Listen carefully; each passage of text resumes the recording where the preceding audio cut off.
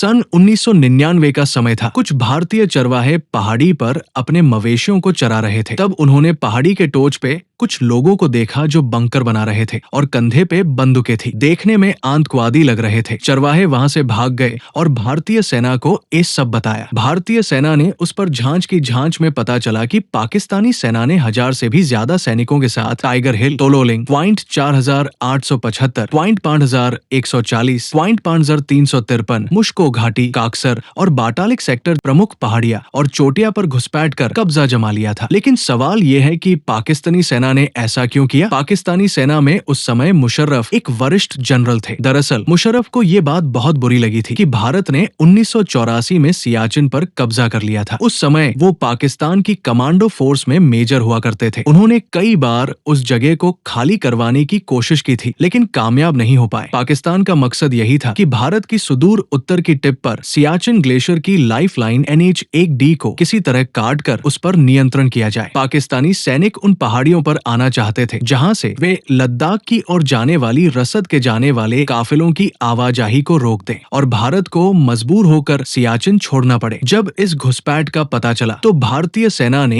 एक ऐतिहासिक ऑपरेशन शुरू किया, ऑपरेशन विजय। ये ऑपरेशन था दुश्मन को उन्हीं की ऊंचाइयों से नीचे गिराने का। भारतीय सेना ने तोलोलिंग हिल पर कब्जा वापस लेने के लिए 2 राजपुताना राइफल्स को जिम्मा दिया गया। रात में बहुत कठिन चढ़ाई करते हुए भारी गोलीबारी के बीच भारतीय सैनिकों ने धीरे धीरे बंकरों को नष्ट किया। 13 जून 1999 को तोलोलिंग पर भारत का तिरंगा लहरा उठा। तोलोलिंग की जीत के बाद भारतीय सेना ने पॉइंट 5140 की ओर बढ़ना शुरू किया। इस ऑपरेशन के हीरो थे कैप्टन विक्रम बत्रा, जिन्होंने ये दिल मांगे मोर का नारा देकर सबके दिल जीत लिए। उन्होंने अपनी टुकड़ी का नेतृत्व करते हुए दुश्मन के 2 मुख्य बंकरों को नष्ट किया। इस ऑपरेशन में उनकी अदम्य साहस और वीरता के लिए उन्हें मरणोपरांत परम वीर चक्र से सम्मानित किया गया। 20 जून 1999 की सुबह तक पॉइंट 5140 पूरी तरह भारतीय सेना के नियंत्रण में था। ये जीत कारगिल युद्ध की दिशा मोड़ने वाली साबित हुई। इससे भारतीय सेना को आगे की चोटियों जैसे पॉइंट 4875 और टाइगर हिल की ओर बढ़ने का रास्ता साफ मिला। भारतीय सेना ने टाइगर हिल पर कब्जा वापस लेने के लिए 3 तरफ से एक साथ हमला करने की योजना बनाई। मुख्य हमला 8 सिख रेजिमेंट द्वारा सामने से किया गया। सहायक हमला 18 ग्रेनेडियर्स ने एक उबड़ खाबड़ लगभग असंभव दिखने वाले मार्ग से चोटी पर चढ़ाई की। दूसरी दिशा से मोर्चा नागा रेजिमेंट ने बाएं तरफ से दबाव बनाया ताकि दुश्मन भ्रमित हो जाए। रात भर बर्फबारी और गोलियों की बारिश में भारतीय सैनिक चोटी पर चढ़ते गए। 4 जुलाई 1999 की सुबह तक टाइगर हिल पर भारत का तिरंगा फिर से लहरा रहा था। टाइगर हिल और पॉइंट 5140 जीतने के बाद पॉइंट 4875 की 13 Jammu Kashmir rifles, 13 JK RIF को ही इस ऑपरेशन की कमान सौंपी गई। पॉइंट 5140 के हीरो कैप्टन विक्रम बत्रा और लेफ्टिनेंट अनुज नयर ने इस मिशन की अगुवाई की। उनकी टुकड़ी को बेहद कठिन चढ़ाई करते हुए रात में हमला करने की योजना मिली। ये चोटी बेहद खड़ी और बर्फीली थी, जिस पर ऊपर से लगातार गोलीबारी हो रही थी। 7 जुलाई 1999 को कैप्टन विक्रम बत्रा ने दुश्मन के बंकरों को नष्ट किया। जब उनका एक साथी सैनिक घायल हुआ तो उन्होंने खुद आगे बढ़कर उसे बचाया। इसी दौरान वे वीरगति को प्राप्त हुए। 8 जुलाई 1999 को पॉइंट 4875 को पूरी तरह से दुश्मन से मुक्त कर दिया गया। इस चोटी को बाद में श्रद्धांजलि स्वरूप बत्रा टॉप का नाम दिया गया। इस चोटी की विजय के साथ कारगिल युद्ध निर्णायक मोड़ पर पहुंचा। इसी तरह सभी चोटियों पर तिरंगा लहराया और 26 जुलाई 1999 को भारत ने आधिकारिक तौर पर ऑपरेशन विजय की सफलता की घोषणा की। ये दिन बन गया